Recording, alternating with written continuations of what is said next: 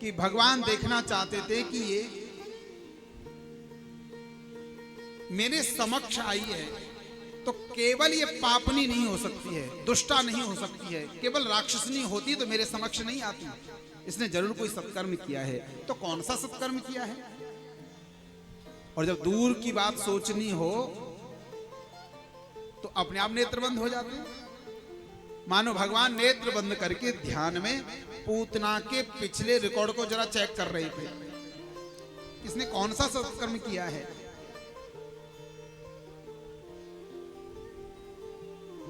तो क्या पाया, भगवान समझ गए ये जो आज पूतना मेरे समक्ष आई है ये कोई साधारण नहीं, पूर्व जन्म में राजा बलि की पुत्री थी जिसका नाम था रत्नमाला। जब वामन भगवान गए 3 पग भूमि मांगने के लिए राजा बलि के द्वार पर, और वामन भगवान के रूप स्वरूप को देख करके रत्नमाला के मन में भाव आया था। ये विचार कर रहे थे कि ये बालक कितना सुंदर है, अगर ये मेरी गोदी में होता। वामन अंगुल कहते छोटा सा स्वरूप था, दिव्य रूप स्वरूप था। तो रत्नमाला सोचती है ये छोटा सा बालक अगर मेरी गोदी में आ जाता तो मैं इसे दूध पिलाती। ये भाव जागृत हुआ, मैं इसे दूध पिलाती।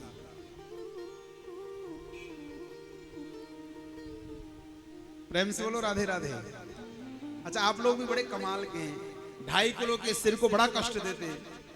कोई आए तो सबसे मुड़ के देखते पता नहीं कौन आया है। प्रेम से बोलो राधे राधे।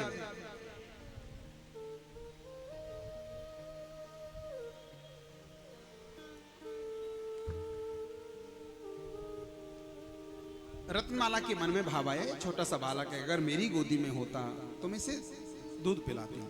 लेकिन जब संकल्प किया गया था और उसके बाद विराट रूप बना करके राजा बलि का सब कुछ छीन लिया था, तो रत्नमाला यह दृश्य देख रही थी और सोचने लगी ये छोटा सा जो बालक है ये तो बड़ा उपद्रवी है और बड़ा ही इसका स्वभाव कठोर है। इसने तो मेरा पिता का सब कुछ छीन लिया। और क्या मन में विचार आया? पहले विचार था, पहले भाव था कि ये छोटा सा बालक मेरी गोदी में आए तो मैं दूध पिलाऊंगी, लेकिन पिता का जब सब कुछ छीन लिया तो वही मन में भाव आ गया ये बालक तो बड़ा दुष्ट है, अगर ये मेरी गोदी में होता इसे दूध नहीं इसे तो जहर पिलाता। और जैसे ये विचार आया भगवान मनी मन कहने लगे रत्नमाला तेरे जो भाव बनाया है, तेरा जो विचार आया है, इसी के चलते एक बार तेरी गोदी में अवश्य आएंगे।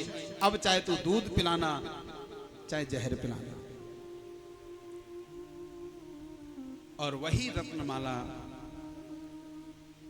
जिसने भगवान के दर्शन किए। अब जरा कल्पना करना, भगवान समक्ष खड़े हैं और भगवान को देखते देखते 2 विचार मन में आ गए थे। पहले तो गोदी में लूंगी दूध पिलाऊंगी, और जब सब कुछ छीन लिया गया तो कहती है कि जहर पिलाऊंगी इसे। इसका अर्थ यह है मेरे भाई बहन, अपने विचारों को ठीक रखना। आप मंदिर में भी जाते हो, कथा में भी जाते हो, सत्संग में जाते हो, भजन करते हो, उस समय विचार बहुत शुद्ध होने चाहिए। और याद रखना जैसा विचार होगा वैसा ही संसार होगा। जिस तरह का विचार होगा वैसा ही संसार होगा। और भैया सीधी सी बात है, जैसे रंग का चश्मा पहन लो दुनिया वैसे ही दिखती है। पीले रंग का चश्मा पहनना तो दुनिया कैसी दिखाई देगी? ऐसा लगेगा सबको पीलिया हो गया, जॉन्डिस हो गया है।